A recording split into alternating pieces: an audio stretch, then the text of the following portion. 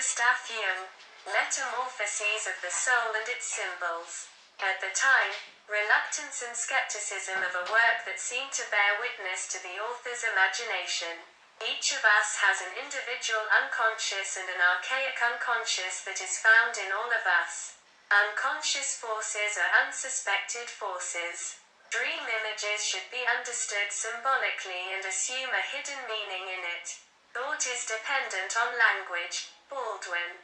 Thought in words is the instrument of culture. Over time we have become rich in knowledge, not in wisdom. The dream, according to Freud, is a reminiscence modified by transfer to the present. The ability of the mind to express itself in symbol. The impression continues to work in the unconscious, producing symbolic fantasies. The idea of God is not only an image, it is also a force. Emerson. Our destinies are the result of our personality. We make up for our shortcomings with our imagination. For there to be neurosis, there must be conflict. Resistance to love begets the incapacity to love, and this incapacity acts as resistance. Repression does not always concern sexuality but instincts. The incest taboo opposes the libido and keeps it on a regressive path. Christianity is the foundation of morality. Its disappearance would be madness and corruption of morals. The entire libido is indispensable in the struggle of life, to obey the call of one's own destiny. Any regression begins by illusion.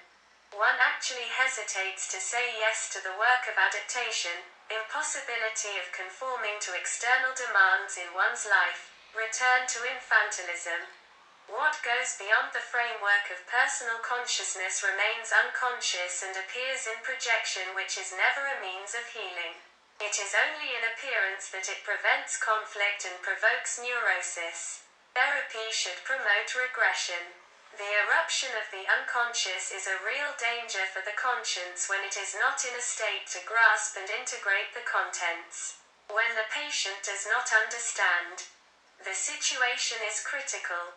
Defeat of consciousness by the unconscious. The libido, object for whose love life is worth living. By sacrifice one redeems the anguish of death. Circumcision replaces the sacrifice of children, as was done in the past, by the sacrifice of the foreskin. The Christian sacrifice, made tangible, the idea, by the death of a man, requires the abandonment of the whole man, a renunciation to turn to a superterrestrial spiritual goal. The practice of science is not a contest to be right, but a work that contributes to increasing and deepening knowledge.